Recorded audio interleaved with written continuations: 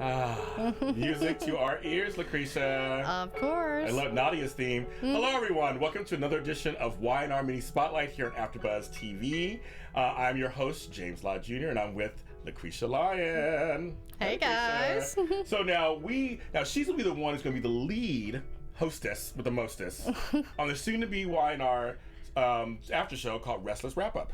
Yes, I am, and I think that we will be starting right after the daytime Emmys. So the week after, join us right after the GH report, if everything goes as planned. Exciting, so exciting. I love it. So now, this episode we titled Victor and Jack Par 442. And you guys know, if you're longtime viewers, they've had a lot of things happen to them.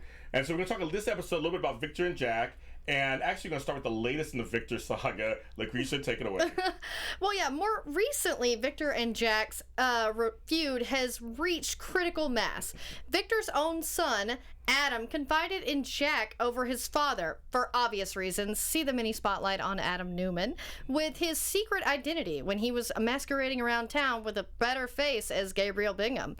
But while Victor is the one who actually proposed the experimental treatment that brought Jack's wife Phyllis out of her coma and saved Jack's life in the underground crash, he didn't hesitate to go after Jack full force when he suspected the Abbotts of causing the Paragon virus that didn't even really make a dent in the Newman Empire.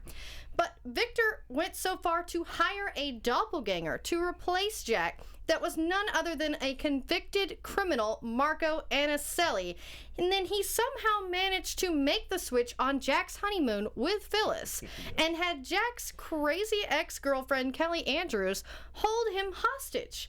Kelly tortured Jack until he woke up and found her dead.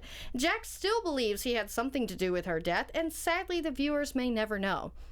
Jack was helped by Marco Anicelli's ex-girlfriend Marissa to escape and make it back to Genoa City to reclaim his life and wife, but sadly there was an explosion on their boat, and it was full of criminals and crew, and until recently Jack believed he had been responsible for their deaths, but they were in fact alive, and that had all been a lie set up by Victor himself. And after Jack lost his balls and didn't want to go after Victor for this insane crime, not to mention the violation of his wife by Marco, Phyllis and Billy saw it fit to unleash Paragon on Newman yet again. Victor tried to bury them, Jack and Jabot, and the hit did stick. That is, until Victoria, of all people, found out about what Victor had done to Phyllis and Jack and turned her own father in. That was the nail in Victor's coffin when his biggest supporter and arguably dumbest kid even turned her back on him for the greater good.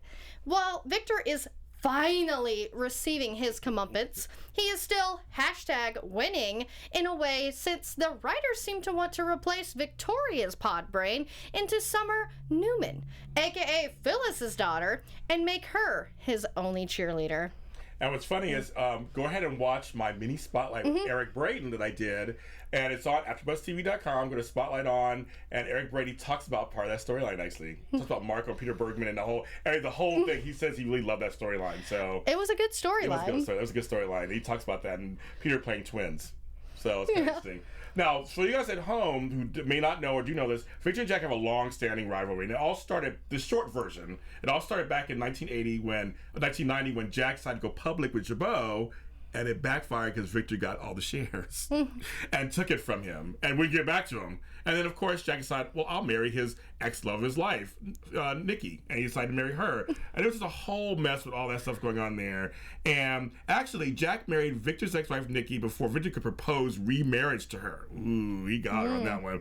Then a couple of years later, Jack with Brad, remember Brad Carlton, pool boy, planned a hostile takeover of Newman Enterprises. But Victor found out about it, and during a heat exchange, the famous scene where Victor fired Jack and then collapsed. Jack walked over Victor's body and left him there to die, basically. But then he decided to call 911 at the last minute, saving Victor's life. They've also shared women. Besides Nikki, there was Diane and Sharon. People didn't like Sharon and Victor together at all. They didn't like that one. That was gross. That's kind of gross. And Victor, of course, has a long history and a daughter with Jack's sister, Ashley. And I can go on and on and on. I mean, it's just crazy. So the show is great. You can go on YouTube and see all kinds of old scenes with Terry Lester as Jack and Peter Bergman as Jack. And Chris Eric Braden's played it for 36 years. He just had an anniversary on there. Oh, wow. That's a long time, since 1980. This is Wine Mini Spotlight. It'll be coming out several times a month. In the meantime, you can follow us on Facebook at Restless Wrap Up. Use the hashtag Restless Wrap Up on Twitter at my handle, James Lott Jr., and your handle? At Lucretia Lyon, and that's LACRETIALYON. That's right, kids. And we will see you next time, and enjoy Y&R.